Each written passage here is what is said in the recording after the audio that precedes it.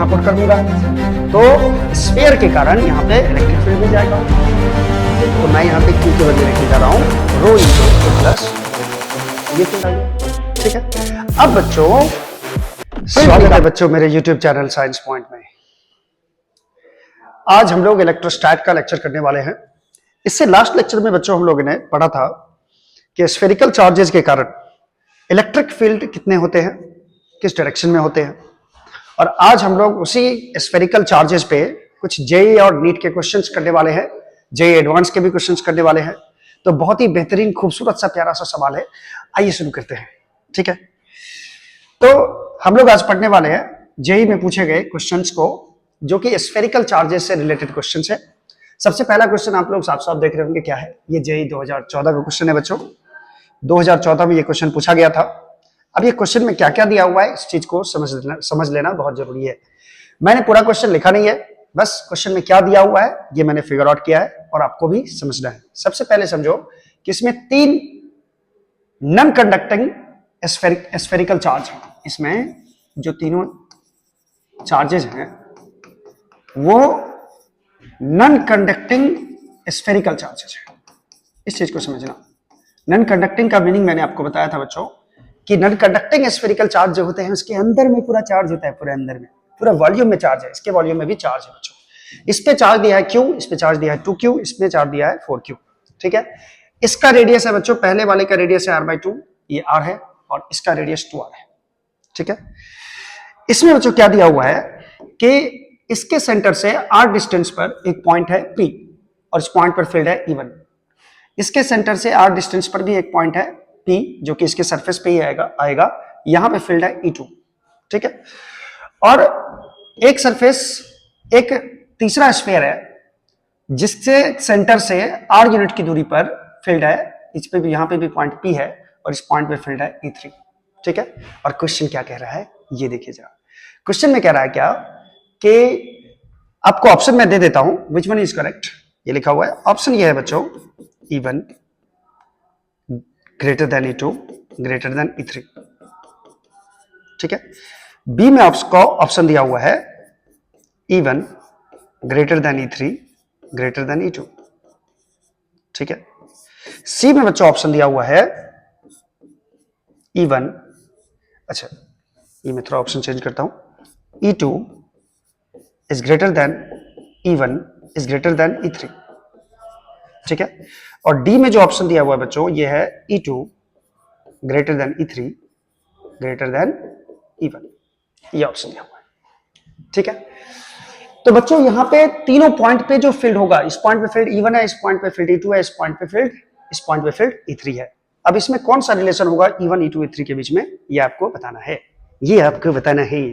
तो आइए हम लोग शुरू हो जाए। सबसे पहले समझो बच्चों, सबसे पहले क्या समझे सर, सबसे पहले समझो कि ये जो स्फेरिकल चार्ज होते हैं, नॉन कंडक्टिंग स्फेरिकल चार्ज होते हैं, नॉन कंडक्टिंग स्फेरिकल चार्ज, इसके अंदर मान लो चार्ज है Q और इसका रेडियस मैंने मान लिया R। ठीक है, इसके अंदर में जो फील्ड होता है बच्चों आपको पता होगा KQR/R3, KQR/R3 ये होता है इसके अंदर में फील्ड। और इसके सरफेस पे जो फील्ड होता है बच्चों KQ, स्मॉल r के बदले कैपिटल R रख दो, KQR/R3 दैट इज KQ/R² हो जाएगा। यहाँ पे मैंने स्मॉल r के बाद बदले कैपिटल R रख दिया। और बाहर में जो फील्ड होता है बच्चों, तो जो पॉइंट चार्ज के कारण फील्ड होता है KQ/R², ये बाहर में फील्ड होता है। ठीक है, तो सबसे पहले समझिए कि पहला जो स्फीयर दिया हुआ है बच्चों, पहला जो स्फीयर है, पहला जो गोलाकार है, ये इस पे चार्ज कितना है Q है, और ये पॉइंट P जो है ये स्फीयर के बाहर में है। तो बाहर में है तो यही हो गया इसके लिए स्मॉल r के बराबर, स्मॉल r का मान कैपिटल R के बराबर है। और जो रेडियस है स्फीयर का ये है r/2। तो पहले आप फील्ड E1 निकालिए, E1 कितना है, तो फील्ड क्या होता है बच्चों, बाहर में जो फील्ड होता है वो होता है KQ/डिस्टेंस का स्क्वायर, KQ/डिस्टेंस का स्क्वायर। लास्ट लेक्चर में मैंने इसको प्रूफ किया है और इस पे अच्छे खासे क्वेश्चंस भी किए हैं। और आज हम लोग सिर्फ जेईई का क्वेश्चन करने वाले हैं, KQ/डिस्टेंस का स्क्वायर। डिस्टेंस कितना है बच्चों, कैपिटल R के बराबर है। तो KQ/ ये हो जाएगा, ये फॉर्मूला पहले मैं लिख दूं, KQ/R² होता है बाहर में फील्ड, तो ये हो गया KQ/R² के बराबर। ठीक है, यानी वन पॉइंट पे जो P पॉइंट पे जो फील्ड निकला है E1, ये P पॉइंट कहां है, बाहर में है। ठीक है, तो बाहर वाला फॉर्मूला लगा दिए। चलो अब दूसरा स्फीयर जरा गौर से देखो, दूसरा स्फीयर के सेंटर से r डिस्टेंस पर, तो r इसका रेडियस ही है, तो ये पॉइंट कहां गया, ये पॉइंट आ गया सरफेस पे, और इसके सरफेस पे फील्ड है बच्चों कितना, E2। तो दूसरा वाला जो फील्ड निकालोगे तो यहां पे हम लोग फॉर्मूला लगाएंगे सरफेस वाला E2, ठीक है। तो दूसरा पॉइंट पे जो फील्ड आएगा बच्चों ये हो जाएगा KQ बाय आर स्क्वायर के बराबर, sorry KQ by R square के बराबर, ठीक है। सरफेस पर जो फील्ड होता है KQ, Q का मतलब हो गया इस पे कितना चार्ज है, टोटल चार्ज कितना है 2Q, KQ हो गया बाय रेडियस का स्क्वायर, रेडियस इसका कितने के बराबर है, R के बराबर है, तो R स्क्वायर। इसको मैं ऐसे लिख लूं 2KQ बाय आर स्क्वायर। उसी तरह बच्चों आप E3 निकाल लो, E3 का मतलब हो गया कि इस पॉइंट पे फील्ड, इस स्फीयर पे जो चार्ज है बच्चों वो कितना है 4Q है, ठीक है। इस स्फीयर में जो चार्ज है वो कितना है 4Q है, और इसके अंदर में ही एक पॉइंट है P जो कि कितनी दूरी पर है, R यूनिट की दूरी पर है, तो ये हो गया स्मॉल r के बराबर। सेंटर से जितनी दूरी पर फील्ड निकालना होता है वही उसी को स्मॉल r मानते हैं हम लोग, और इसका रेडियस कितना हो गया 2r के बराबर। अंदर में फील्ड होता कितना है बच्चों, ये होता है KQR बाय R क्यूब के बराबर। तो पहले मैं फॉर्मूला लिख लूं KQR बाय R क्यूब, ये फॉर्मूला लिख लिया मैंने, ठीक है। K और Q के बदले मतलब इसमें कितना चार्ज है, तो बच्चों Q चार्ज नहीं है, इसमें कितना चार्ज है 4Q, तो Q के बदले मैं क्या लिखूंगा 4Q। स्मॉल r के बदले मैं क्या लिखूंगा, स्मॉल r के बदले कितनी दूरी पर है P पॉइंट, तो R यूनिट की दूरी पर है, तो ये हो गया R बाय हो गया R क्यूब, ठीक है। रेडियस का क्यूब है बच्चों, सॉरी यहां रेडियस का क्यूब है, 2r का क्यूब हो जाएगा, 2r का क्यूब, ठीक है। तो ये हो जाएगा बच्चों 4KQR डिवाइडेड बाय 2 2 जा 4 2 जा 8, 8r क्यूब, ठीक है। तो ये हो जाएगा r स्क्वायर के बराबर, और ये 4 2 जा 8 कट जाएगा, तो यहां बचेगा 1/2 KQ बाय r स्क्वायर। अब मैंने इसको ऐसे क्यों लिखा, KQ बाय 2r स्क्वायर क्यों नहीं लिखा, क्योंकि सबको कंपेयर करना है E1 से। देखो E1 का वैल्यू कितना है बच्चों, E1 का वैल्यू है KQ बाय r स्क्वायर, ये कितना आया है 2KQ बाय r स्क्वायर, तो इसको मैं 2E1 लिख सकता हूं, क्योंकि KQ बाय r स्क्वायर को E1 लिख देता हूं। ये है half KQ by a square, इसको मैं हाफ E1 लिख सकता हूं। तो सबसे बड़ा कौन हो गया, साफ साफ दिख रहा है आपको, 2E1 ज्यादा हो गया, 2E1 अगर इससे कंपेयर करोगे तो ये बड़ा होगा, क्योंकि ये E1 के बराबर है, तो दूसरा वाला फील्ड 2E1 के बराबर है, और तीसरा वाला फील्ड हाफ E1 के बराबर है, दैट इज ये E3 का वैल्यू है। तो सबसे बड़ा इसमें कौन हो गया बच्चों, E2, सबसे बड़ा E2। उससे छोटा डिक्रीजिंग ऑर्डर में लिखना है, उससे छोटा है E1, देख लो E1 के बराबर, और सबसे छोटा कौन है बच्चों E3, E3। तो ऑप्शन कौन सा मिल रहा है, ये ऑप्शन मिल रहा है ऑप्शन नंबर सी, आप देख सकते हो साफ साफ, E2 greater than E1 greater than E3, ये ऑप्शन इसी में मिल रहा है बच्चों। तो हो गया है सॉल्व, सो इजी। लेकिन बच्चों इसमें आपको फॉर्मूला याद रखना होगा, फॉर्मूला याद रखना बहुत ज्यादा इंपॉर्टेंट है, ठीक है। चलो नेक्स्ट क्वेश्चन करते हैं, नेक्स्ट क्वेश्चन देखो कितना मजेदार क्वेश्चन आ गया, ठीक है। अच्छा, ये जेईई एडवांस का 2012 का क्वेश्चन है बच्चों, बहुत ही बेहतरीन क्वेश्चन है। एक लॉन्ग इनफाइनाइट सिलेंडर है, सिलेंड्रिकल चार्ज है, इसका वॉल्यूम चार्ज डेंसिटी रो दिया हुआ है, इसका मतलब है कि पूरे वॉल्यूम में चार्ज डिस्ट्रीब्यूटेड है, इसमें चार्ज दिखाया नहीं गया है, पूरे वॉल्यूम में चार्ज है, ठीक है। लेकिन अंदर में बना है एक कैविटी, खाली स्थान, क्या है, खाली स्थान है। ऐसा समझो कि इस पूरे सिलेंडर में से एक छोटा सा गोला कट करके निकाल लिया गया, ये गोला कट निकाल दिया, कट करके निकाल लिया। अब चार्ज कहां बचेगा सिर्फ बच्चों, चार्ज इसके पूरे वॉल्यूम में डिस्ट्रीब्यूटेड है। मैं चार्ज यहाँ पे दिखाऊंगा नहीं बच्चों, फिर भी आपको फील कराने के लिए मैं दिखा देता हूँ, ठीक है। इस तरह पूरा चार्ज वॉल्यूम में डिस्ट्रीब्यूटेड है, और इसका वॉल्यूम चार्ज डिस्ट्रीब्यूट रखा है रो, सिलेंडर का रेडियस है r, जो कैविटी काटा गया है उसका रेडियस है r/2, और इस पॉइंट पे फील्ड दिया हुआ है। क्वेश्चन क्या देखो, if the magnitude of electric field at P is given by the expression 23 rho r by 16 k epsilon naught, find the value of k। Question में क्या दिया हुआ है बच्चों कि इस P पॉइंट पे जो फील्ड है, इस पूरे सिस्टम के कारण P पॉइंट पे जो फील्ड है वो दिया हुआ है 23 rho r by 16 k epsilon naught, ठीक है। अब आपको k का वैल्यू निकालना है, आपको इंटीजर टाइप क्वेश्चन हो गया ये बच्चों, k का वैल्यू निकालना है। तो सबसे पहले एक बात को समझो, एक बात को क्या समझे, सबसे पहले तो ये कैविटी है बच्चों, ठीक है, ये निकाल लिया गया है, ठीक। तो सबसे पहले हम क्या करेंगे, अगर ये कैविटी नहीं होता, पूरा सिलेंडर इन्फिनिटली लॉन्ग सिलेंडर होता, तो इसके कारण कितना फील्ड होता है पॉइंट पी पे, ये निकालेंगे, ठीक है। यानी यहाँ पे कौन कौन सा फील्ड निकालेंगे हम लोग, सॉल्यूशन देखो मैं अलग कलर से कर देता हूं। यहाँ पे सबसे पहले पूरे सिलेंडर के कारण कितना फील्ड होगा ये निकालेंगे, ठीक है। तो पूरे सिलेंडर में तो ये स्फीयर भी आ गया, इसके अंदर जो चार्ज रहता अगर, तो इसके कारण भी निकल जाता, लेकिन ये तो बच्चों है नहीं, तो ये नहीं है, ये नहीं है, ये एब्सेंट है। तो यदि यहां स्फीयर रहता तो ये कितना फील्ड बनाता, कुछ फील्ड बनाता, स्फीयर रहता तो कुछ फील्ड बनाता, लेकिन स्फीयर है नहीं, तो इस स्फीयर के कारण जो यहां इफेक्ट होता है पी पॉइंट पे, उसको हम क्या करते हैं, घटा देते हैं। ये स्फेरिकल चार्ज के कारण जो फील्ड आएगा उसको मैं घटा दूंगा, क्योंकि ये है नहीं तो इसका फील्ड होगा नहीं, तो पूरे सिलेंडर के कारण पहले फील्ड निकाल लेंगे, उसमें से इस स्फीयर के फील्ड को घटा देंगे, तो net field at point P मिल जाएगा, और मैं उसको कंपेयर कर दूंगा इससे, तो के का वैल्यू मिल जाएगा। अब सवाल है कि सिलेंडर के कारण फील्ड होगा कितना रे बच्चा।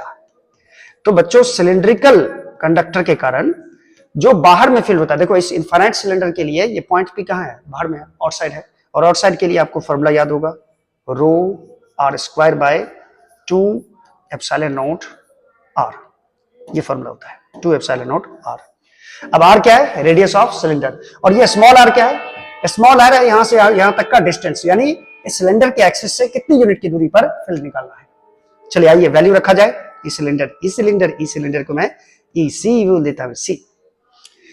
ये सिलेंडर का मतलब हो गया रो, इसका रेडियस कितना है, सिलेंडर का रेडियस तो आर है, तो ये आर स्क्वायर ही होगा, ठीक है, और ये 2 epsilon naught into small R के बदले, स्मॉल आर का मतलब हो गया इसके एक्सिस से कितनी यूनिट की दूरी पर है पॉइंट पी, तो ये दूरी क्वेश्चन में दिया ही हुआ है बच्चों 2 आर के बराबर है, तो मैं यहाँ पे स्मॉल आर के बदले 2 आर पुट करने जा रहा हूं, तो ये एक आर कैंसिल हो जाएगा बच्चों, तो यहां जो बचेगा कि electric field due two cylinder eight point P कितना बचेगा, रो आर बाय कितना 2 to 4 एप्सिलॉन नॉट। ये निकला कि पूरे सिलेंडर के कारण फील्ड, यानी इसमें कैविटी नहीं होता तब, लेकिन बच्चों कैविटी भी तो है, अंदर में क्या है, इसके अंदर में खाली स्थान है, यानी इसके अंदर में कैविटी है, कैविटी।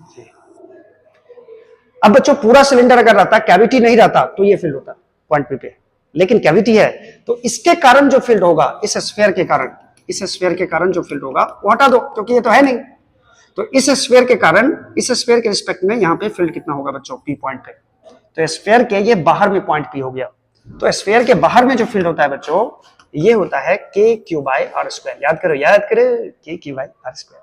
अब सवाल है ये क्यू किस पे, ये स्मॉल क्यू जो लिखे हैं, ये क्यू किस पे चार्ज है, इस स्फीयर के अंदर कितना चार्ज है, ये कैसे निकालेंगे, तो बच्चों यहां पे हम लोग को कॉन्सेप्ट लगाना पड़ेगा रो का। रो किसको कहा जाता है, रो क्या बताता है, 1 मीटर क्यूब पे या 1 सेंटीमीटर क्यूब में कितना चार्ज है, तो रो बताता है चार्ज पर यूनिट वॉल्यूम, तो यहां से चार्ज हम निकाल सकते हैं, चार्ज बराबर हो जाएगा रो इंटू वॉल्यूम। अब वॉल्यूम किसका, तो जिसका आप चार्ज निकालना चाहते हो, जिसमें आप चार्ज निकालना चाहते हो, इसमें अगर कैविटी नहीं होता, ये स्फीयर रहता अगर, तो इस पे कितना चार्ज होता, तो इसका पहले वॉल्यूम निकाल लो कितना होगा, तो रो इंटू इसका वॉल्यूम हो जाएगा बच्चों 4/3 पाई रेडियस का क्यूब, रेडियस कितना है r/2, तो ये हो जाएगा r/2 का क्यूब, ये वैल्यू हो जाएगा क्यू का, और ये क्यू मैं यहां पुट कर दूंगा, तो स्फीयर के कारण यहां पे इलेक्ट्रिक फील्ड मिल जाएगा, तो मैं यहां पे क्यू के बदले लिखने जा रहा हूं रो इंटू 4/3 पाई r/2 का क्यूब, ये लिखने जा रहा हूं, और बट्टा में क्या लिख रही, स्मॉल आर का मतलब होता है कि जहां पे आप फील्ड निकाल रहे हो वो सेंटर से कितनी यूनिट की दूरी पर है, कितनी यूनिट की दूरी पर है 2r, तो मैं यहाँ पे 2r का स्क्वायर लिखूंगा। अब मैं इसे सॉल्व करूंगा, तो ये हो जाएगा के रे इंटू 4/3 पाई इंटू ये हो जाएगा r/2 का क्यूब है, तो ये हो जाएगा r³/8, और डिवाइडेड बाय के के बदले बच्चों मैं यहाँ पे रो तो ठीक है, यहाँ पे के के बदले मैं 1/4 पाई एप्सिलॉन नॉट रखने वाला हूं, तो रो बाय मैं लिख देता हूं 4 पाई एप्सिलॉन नॉट, और यहाँ 2r भी है बच्चों, 2r का स्क्वायर है, तो यहाँ हो जाएगा 4r स्क्वायर नीचे में। अब इसको सॉल्व किया जाए, थोड़ा सा कटपट करना पड़ेगा, कट्टा ये देखो 4 कट गया, 4 पाई कट गया, 4 कट गया, पाई कट गया, r³ में से 2r चला गया, ठीक है, और क्या बचा, तो सरफेस पर फील्ड कितना आया बच्चों, सॉरी स्फीयर के कारण पॉइंट पी पे फील्ड कितना आएगा, इसको मैंने ईएस मान लिया है, ये हो जाएगा रो आर, ऊपर में क्या बच रहा है रो आर, नीचे में क्या बच रहा है बच्चों, 4 3 12 बैठ जा, 96 एप्सिलॉन नॉट बच रहा है, 96 एप्सिलॉन नॉट। क्लियर है ये चीज। अब electric field at point P कितना होगा बच्चों, पी कितना होगा? तो पूरे सिलेंडर वाले फील्ड में से स्फीयर वाले फील्ड को हटा देंगे, क्योंकि ये कैविटी है बच्चों, ये कैविटी है, इसमें कोई चार्ज था नहीं एक्चुअली में, कैविटी था, कैविटी माने खाली स्थान होता है। तो सिलेंडर वाले में से स्फीयर वाले फील्ड को घटा दो। सिलेंडर वाला फील्ड कितना है? सिलेंडर वाला फील्ड है rho R by 4 epsilon naught, rho R by 4 epsilon naught, minus ये कितना है बच्चों? Rho R by 96 epsilon naught. आप जितना शॉर्ट कर सको कैलकुलेशंस को और इजी होगा, ठीक है? इतना बड़ा कैलकुलेशंस नहीं करो, जितना शॉर्ट करो उतना इजी हो जाएगा। इलेक्ट्रिक फील्ड एट पी हो जाएगा बच्चों rho R by epsilon naught, rho R by 4 epsilon naught common आ रहा है, तो मैं ये कॉमन ले लूं, इसमें बचेगा 1 और माइनस 1 बाय, इसमें बचेगा 24, ठीक है? तो ये हो जाएगा बच्चों rho R by 4 epsilon naught into 23 by 24, ये आया electric field at point P. लेकिन electric field at point P दिया हुआ है, कितना दिया हुआ है? 23 रो आर बाई 16 के एप्सिलॉन नॉट। तो मैं यहां पे इसको कंपेयर कर देता हूं 23 रो आर बाई 16 के एप्सिलॉन नॉट से कंपेयर कर दूंगा। अब यहां पे किसका वैल्यू निकालना है बच्चों? के का। के करे, के का वैल्यू क्या होगा? के का वैल्यू क्या होगा? तो देखो यहां से 23 रो आर ऊपर में है, इसमें भी 23 रो आर ऊपर में है, कट गया। यहां से एप्सिलॉन नॉट कट गया बच्चों, ठीक है? और यहां से क्या क्या कट रहा है देखो जरा, ये 4 4 जा 16 कट रहा है, और ये 4 6 जा 24 कट रहा है। तो के का वैल्यू कितने के बराबर आ गया बच्चों? के का वैल्यू 6 के बराबर आ गया। ये आंसर हो जाएगा। क्लियर है? था ना मजेदार क्वेश्चन है स्फेरिकल चार्जेस से। चलो एक क्वेश्चन और करेंगे बच्चों इससे रिलेटेड, बहुत ही जबरदस्त क्वेश्चन है। ये भी आईटी 2009 में पूछा जा चुका है, बहुत ही बेहतरीन क्वेश्चन है। एक सॉलिड स्फीयर है, मैंने पूरा क्वेश्चन लिख डाला है, इसको एक बार हम लोग पढ़ लें। A solid sphere of radius r has a charge q distributed in its volume with a charge density rho equal to c into r का पावर a है। where क्या क्या दिया हुआ है? where c और a कांस्टेंट है, c and a are constant, और r है, r is the distance from its center, centre से कितनी दूरी पर है? दूरी पर कोई पॉइंट है, वो डिस्टेंस है r। If the electric field at r equal to r by 2, r by 2 पे जो फील्ड है वो 1/8 टाइम्स है किसके? r बराबर r पे जितना फील्ड होगा उसका 1/8 भाग फील्ड है r बराबर r by 2 पे। तो आपसे पूछ रहा है फाइंड द वैल्यू ऑफ ए का वैल्यू क्या होगा? ए का वैल्यू क्या होगा? चलो पहले सॉल्यूशन, पहले क्या करेंगे? सॉल्यूशन में सबसे पहले क्या करेंगे बच्चों कि एक स्फीयर बनाएंगे हम लोग। एक स्फीयर बना लिए, ठीक है? इस स्फीयर में पूरी तरह से चार्ज डिस्ट्रीब्यूटेड है, इसका डेंसिटी दे रखा है रो, और ये डेंसिटी किसके बराबर है बच्चों? रो बराबर c इंटू आर का पावर a के बराबर है, ठीक है? इसमें एक बोल क्या रहा है क्या? इसमें दिया हुआ है c कांस्टेंट है, a भी कांस्टेंट है, r क्या है?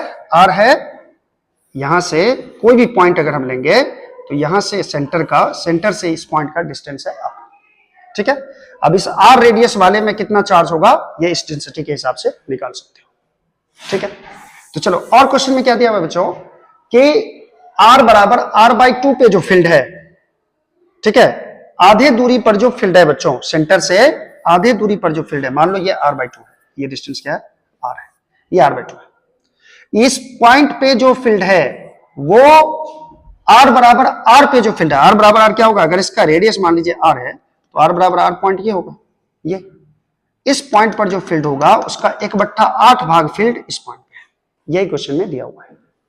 यानी इस पॉइंट पे जितना फील्ड है उसका 1/8 टाइम्स फील्ड पॉइंट पी पे है। तो आप ए का वैल्यू निकालिए कितना होगा।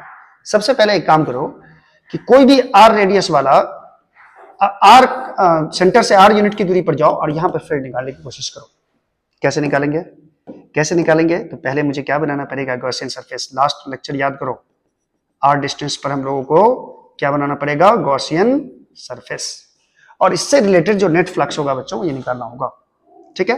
तो चूंकि अंदर में पूरा चार्ज है, मैंने चार्ज दिखाया नहीं है, पूरा चार्ज डिस्ट्रीब्यूशन कहां है? अंदर में है, और डेंसिटी दे रही है कि किस हिसाब से चार्ज का डिस्ट्रीब्यूशन है पूरे वॉल्यूम में, ठीक है? चलो अब क्या करते हैं बच्चों, इलेक्ट्रिक फील्ड मुझे पी पॉइंट पे निकालना है। ये मैं निकाल लेता हूं ई के बराबर, मान लेता हूं ई, और यहां पे जो छोटा सा एरिया मानोगे इसका एरिया का भी डायरेक्शन किधर होगा बच्चों? आगे की तरफ होगा। तो net flux simplified version of Gauss's law, phi बराबर ई का मान क्यू बाई एप्सिलॉन नॉट के बराबर होता है, Q in by epsilon not के बराबर होता है। चलो बताओ ये ई इंटू ए जो होगा ये किसके बराबर होना चाहिए, sigma Q in by epsilon not के बराबर होना चाहिए।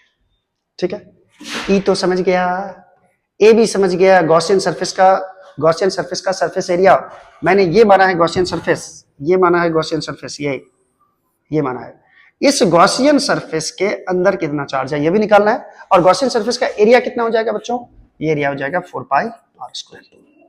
ठीक है, सिग्मा क्यूइन कैसे निकाले रे, सिग्मा क्यूइन का मतलब इसके अंदर बच्चों कितना चार्ज है, गॉसियन सरफेस के अंदर कितना चार्ज है।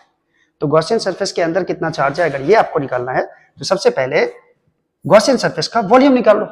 वॉल्यूम कितना हो जाएगा, वॉल्यूम हो जाएगा 4/3 pi R cube, 4/3 pi R cube. अब रो का फॉर्मूला क्या था बच्चों, रो बराबर charge per unit volume, charge per unit volume. तो क्यू का फॉर्मूला क्या हो जाएगा, रो इंटू वॉल्यूम।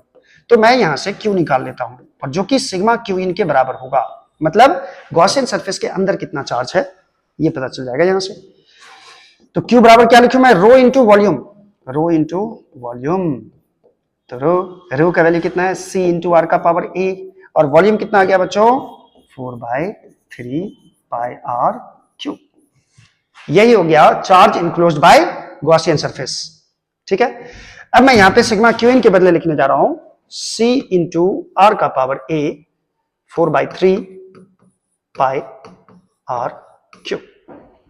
ठीक है, अब बच्चों जरा मैं इसको सॉल्व करूं तो ई बराबर हो जाएगा, ई बराबर हो जाएगा रे कितना, सी इंटू जो भी कांस्टेंट टर्म है इसको बाहर निकालो, 4 पाई सी अलग कर लेते हैं, 4 पाई सी बाय 3 को अलग कर लिए, 4 पाई सी बाय 3 को अलग कर लिए, इंटू आर का पावर ये हो जाएगा ए और आर का पावर 3 है तो ये हो जाएगा आर का पावर ए प्लस 3, और बट्टा में आ जाएगा बच्चों 4 पाई आर स्क्वायर। तो यहां से मैं फील्ड एट पी पॉइंट निकाल सकता हूं कितना होगा, यानी फील्ड हो जाएगा बच्चों 4 पाई गया और ये बचेगा c बाई 3, आर का पावर a प्लस 3 में से 2 घटा दो, ये 2 पावर में घट जाएगा तो ये हो जाएगा a प्लस 1 के बराबर। ये फील्ड निकला कहां पे, अच्छा सॉरी एप्सिलॉन नोट बच्चों छूट रहा है, एप्सिलॉन नोट छूट रहा है, हाँ बट्टा में एप्सिलॉन नोट भी है बच्चा, sigma Q in by epsilon note. तो यहाँ पे मैं थोड़ा सा एप्सिलॉन नोट भी लगा दूं और यहाँ मैं थोड़ा सा एप्सिलॉन नोट भी लगा दूं, ये फील्ड आएगा c/3 एप्सिलॉन नोट आर का पावर a प्लस 1 आएगा, ये फील्ड आ गया। ठीक है, अब बच्चों फील्ड निकालना है eight r equal to r/2 पे, r/2 पे। नहीं तो एक काम करते हैं हम लोग, देखो इस पॉइंट को p पॉइंट मान लेते हैं, r/2 पे जो फील्ड होगा, ध्यान देना फील्ड एट r/2 जो होगा ये 1/8 times of field at r होगा। समझो बात को, क्वेश्चन में क्या दिया है, जितना फील्ड r बराबर कैपिटल R पे होगा उसका 1/8 भाग फील्ड होगा r/2 पे। तो मैं क्या करता हूं, इसमें स्मॉल r के बदले बच्चों अगर r/2 रख दिया जाए, इसमें स्मॉल r के बदले इस फील्ड में r/2 रख दिया जाए तो r/2 पे कितना फील्ड होगा ये निकल जाएगा। तो ये मेरा हुआ मेन फॉर्मूला। एक बार मैं फिर से चेक कर लो, main formula 4 pi R square by epsilon naught, यहां से छूट रहा था बच्चों, मैंने यहाँ बाय एप्सिलॉन नोट कर दिया, यहाँ भी बाय एप्सिलॉन नोट कर दिया, आर का power a plus 3 a plus 1, सही है। तो इसी में आर के स्मॉल आर के बदले r/2 रख दो तो फील्ड कितना हो जाएगा c/3 एप्सिलॉन नोट r/2 का power a plus 1 is equal to हो जाएगा 1/8 into field at r distance पर फील्ड कितना होगा, इसमें स्मॉल r के बदले कैपिटल R रख दो तो r डिस्टेंस पर फील्ड आ जाएगा, कैपिटल R रखिए इस बार, c/3 एप्सिलॉन नोट r का पावर a प्लस 1।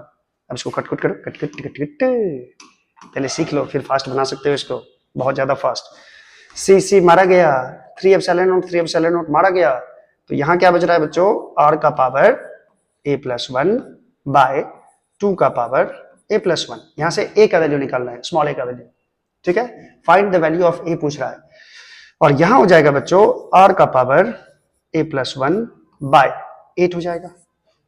ठीक है, तो r का पावर a प्लस 1, r का पावर a प्लस 1 को हम कैंसिल कर सकते हैं, तो यहां बचेगा 2 का power a plus 1 equal to 8, और 8 को मैं लिख सकता हूं इस 8 को 2 का पावर क्यूब।